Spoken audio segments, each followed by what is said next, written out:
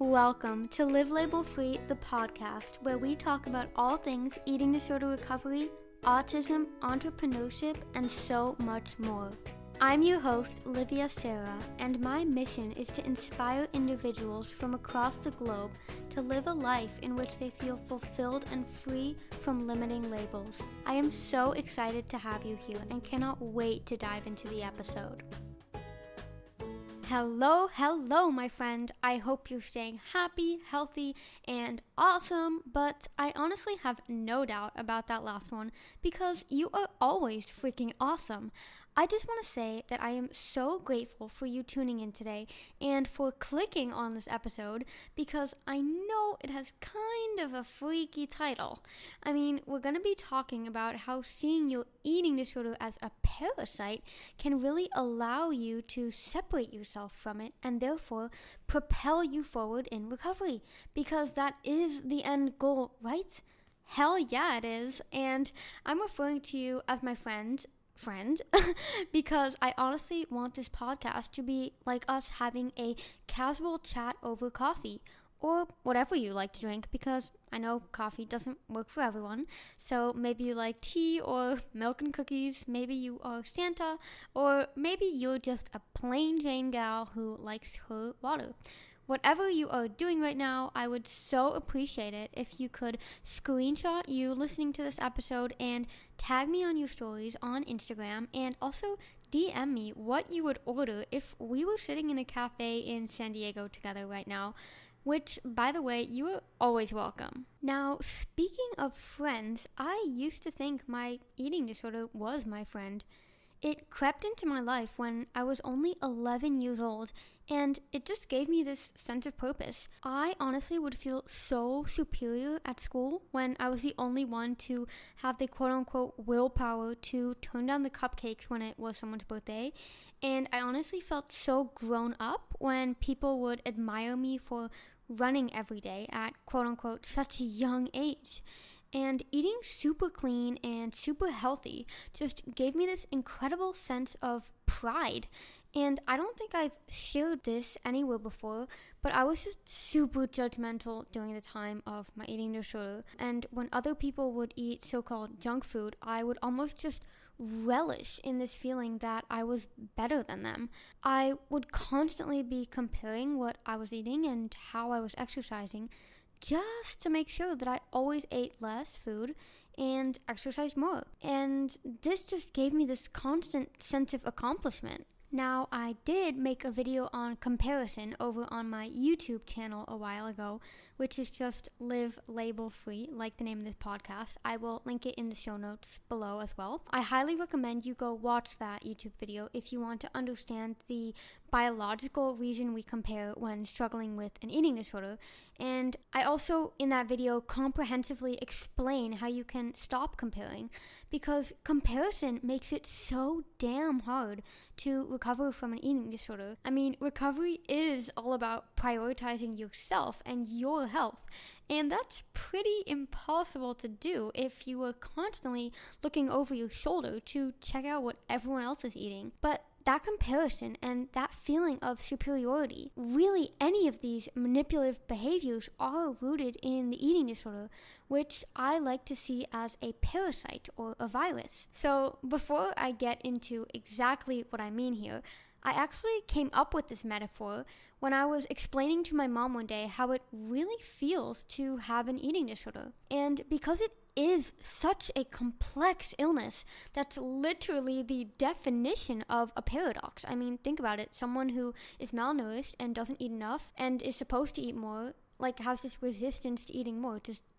It doesn't seem to make sense. So the only way I've been able to explain what it's really like to people who don't have lived experience with an eating disorder, or let me rephrase this, the only way I've been able to have people at least partially understand what it's like to live with an eating disorder is through metaphors. That's why I use so many metaphors on my Instagram and in my videos and on my blog, because metaphors give us the power to break down a really complex idea and bring it in parallel with something that we do understand. So yesterday I was having a call with a client of mine, and she was telling me how it's so scary to let go of the eating disorder and to pursue recovery out of fear that there will be nothing left when she's quote unquote recovered. And if you resonate at all with that fear of emptiness, know that you are so not alone, because this feeling of emptiness and the fear of not having a purpose after your eating disorder, it is so incredibly common. And it's something I struggled with big time during my own recovery. I wondered who I would be without my eating disorder.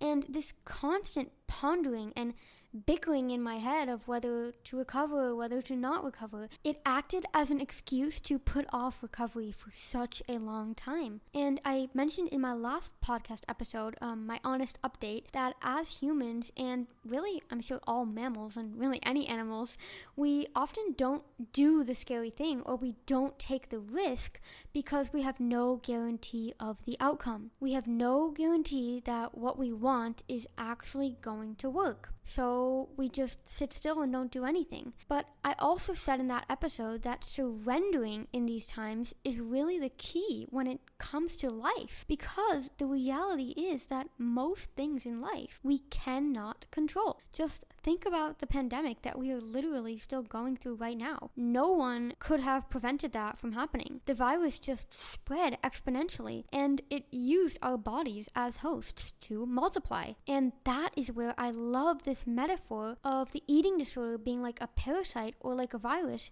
because just like the COVID virus did, that's exactly what an eating disorder does. It uses our bodies and our brains to manifest itself, and then it takes all of our strengths, whether this be persistence or intelligence or our work ethic, and it uses those traits to its advantage. And because these traits are part of our true personality and are traits that have helped us in the world and make us the strong, unique person that we are, our eating disorder thoughts can become so intertwined with our own thoughts. And we just will reach this point where we almost think that we are the eating disorder, that the eating disorder and us are just like one being.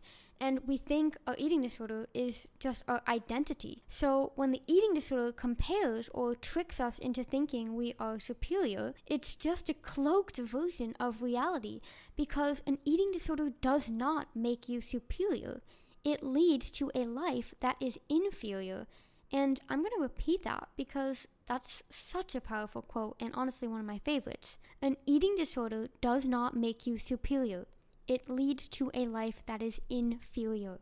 Because in reality, an eating disorder does not form your identity. It strips you of one, literally to your bare bones sometimes. Your smile, your laugh, your love for a certain sport or interest in reading fiction novels. Your eating disorder will take that from you and makes you obsessed with cookbooks instead of fiction novels, or it takes your love of gymnastics or soccer or basketball or whatever, and it causes you to dread every workout. It replaces your life with an obsession around food, exercise, and numbers. I mean, think about it. Everything that makes you, your eating disorder steals that from you. Just like if you had parasites in your stomach, they eat up and they steal everything that you are putting into your mouth, depriving you of one of the most essential parts to human survival, which is food. Are you currently experiencing extreme hunger, and do you fear that you're becoming a binge eater? Or perhaps you are constantly thinking of ways to deserve food or make up for it, or you just feel overridden with gut-wrenching guilt every time you eat something unplanned or miss a workout. If any of that resonates, you are in luck, because I am interrupting my very own episode to tell you about my one-on-one coaching program. One of my favorite quotes is that your mess will become your message, and my coaching program was really born out of that. I created this program after being told that I was a hopeless case by a clinical psychiatrist over 6 years ago. I thought there was something wrong with me and that I was simply uncurable. But I quickly learned that I wasn't the only one being pushed aside by their doctors and healthcare providers. It was the system that was failing patients, not to mention how most treatment centers or insurance companies only support those who fit the eating disorder stereotypes. As the years went on and I finally dug myself out of the deep hole the eating disorder had created for me, I continued to hear horror story after horror story from clients being disregarded and being labeled as too complex by the so-called professionals. In the traditional healthcare system, it really is unfortunate that you fall between land and ship when you're dealing with more than one mental health issue, and you're often told to first, quote-unquote, fix the other issues before they can help you with tackling your eating disorder. But it does not work like that. An eating disorder never stands alone, so why should you? My promise when it comes to coaching is to guide you on the path to freedom, whatever that looks like for you. You don't need to fit a stereotype or be at a low weight or even feel sick enough to get help. In fact, if any part of your life is compromised by disordered eating, you are sick enough and have every right to help. Whatever you're going through right now, please know that you are never alone, and I am so open to exploring how we can find freedom for you together. I have stood in your shoes and am so incredibly passionate about the power of lived experience. I thought that I was never going to get better, yet here I am, thriving. And if I can do it, so can you. During our time together, we will approach your recovery holistically. We'll explore what's holding you back, discover what you need, and unlock your full potential because you are so beautiful and unique, my friend. You can schedule a free 30-minute discovery call with me at livelabelfree.com/schedule. That's livelabelfree, like the name of this podcast, .com/schedule. So that's SCHEDULE. I absolutely cannot wait to chat. Now, let's get back to the episode. And I really feel like this metaphor allows not only sufferers of eating disorders, but also parents and loved ones and physicians and other healthcare providers to understand why it's the quote-unquote smart ones that develop anorexia or any other type of restrictive eating disorder. And just to give an example here, during my own disease, people often asked me, and they would say, like, you're so smart, how could you be so dumb as to not eat when you're this sick? And other people might say, like, you know how damaging over-exercise is, so how can you be so ignorant as to go running every day? And the thing about eating disorders is that we often do know how dangerous they are. We are smart people. I was personally completely aware of how thin I was, and I knew that if I continued this lifestyle, that I would die. But that is how fucking conniving the illness can be. It completely distorts your vision of reality, because in reality, you are not dumb for eating. Eating disorder just has a very smart way of convincing you not to eat. And with regards to the exercise example, you are not ignorant for going running every day. Eating disorder just has a very clever way of getting you to move all the time. And as you can see here, the eating disorder, just like a virus, has hijacked your own qualities of perseverance and commitment and used them to its advantage, which is often why the illness can persist for so long. So when you understand that this is what the eating disorder does, that it hijacks you and is not you, but a mere part of you, it opens the doors to taking back the power over your life and your decisions. Because no, an eating disorder was not your decision, but recovery always is. People generally prefer taking on a victim mindset, and this isn't only for eating disorders, but everything in life. because it's so much easier to just sit and be mad and blame your problems on the external world than to get up and start working and taking action. But the thing is that if you really want to live without your eating disorder, there's no way around doing the hard work. Making the eating disorder your identity is taking on a victim role because it sets you up to believe that there's nothing you can do about it. However, separating the eating disorder and seeing it as a parasite or a virus or whatever hijacking organism you want to think of, it allows you to remove the illness from your identity, which in turn allows you to take ownership over killing off this parasite for good. And while we're talking about viruses and separating yourself from the eating disorder, let's take the very timely example of the coronavirus. Because why not? We're middle in the pandemic still, so why not talk about it? So if you get COVID, it is not your fault. You just now have COVID. You are infected with COVID. And you could piss and moan about it and go out and scream on the streets and blame everyone who doesn't wear a mask, or you could blame that one person who went to the party and caught COVID and then passed it on to you. But honestly, where the hell will that get you? Taking on this victim mindset and blaming others, it'll only make you sicker because it drains you of the much needed energy that your body needs to heal itself. And it shields you from taking ownership and taking the necessary measures to heal, which is saving up energy and resting. And here again is where surrendering and trusting comes in, because of course there's only so much in your physical control when it comes to healing, as it's ultimately your immune system that's going to get rid of the virus. But you, yes, you have control over how you treat your body. So resting and eating nourishing foods and drinking water and all the things when you have COVID or are sick, you have to do those things, and then you have to trust that your body is going to take care of the rest, and trust that your body is going to heal. And then if you do that, before you know it, you are recovered. You are COVID-free, baby. You've built antibodies that make you stronger so that the next time you come into contact with the coronavirus, and maybe you've also been vaccinated now, which has also boosted your immune system, your body now recognizes the trigger and then can fend for itself. So do notice my language here. We say that someone has had COVID. No one would ever say you are a COVIDian, or no one would ever say you are chronic. Like people say you're anorexic, We say this because the virus is not part of us.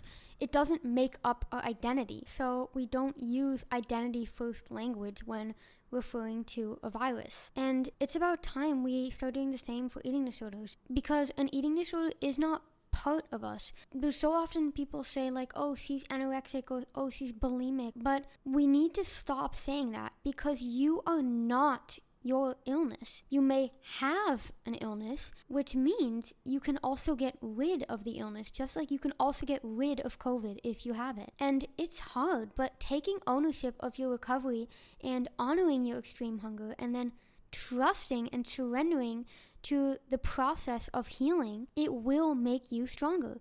It's just like building antibodies against a virus. Constantly challenging your eating disorder thoughts will create new neural networks in your brain and weaken the eating disorder pathways, so that over time, an eating disorder thought has nothing on you and you can fend for yourself. So why did I just share all this? Because seeing the eating disorder in this way helped me immensely during my own recovery years ago. And I truly believe that this way of thinking will help you too. I am so incredibly passionate about this topic because no one deserves to live with this beast of an illness hijacking you and stealing your joy. So, as always, if you got anything out of this episode, even if it's just one word I said or one quote or just a snippet, I would so appreciate it if you could share it with someone who you think would benefit, and if you could leave a rating and review on Apple Podcasts. It supports the show more than you know, and most of all, it makes me smile. It makes me happy and motivates me to keep pushing out valuable content and taking time out of my day to provide you with value. So thank you so much again for listening, my friend. You are so incredibly loved. You are amazing, and you are always stronger than you think. Bye now.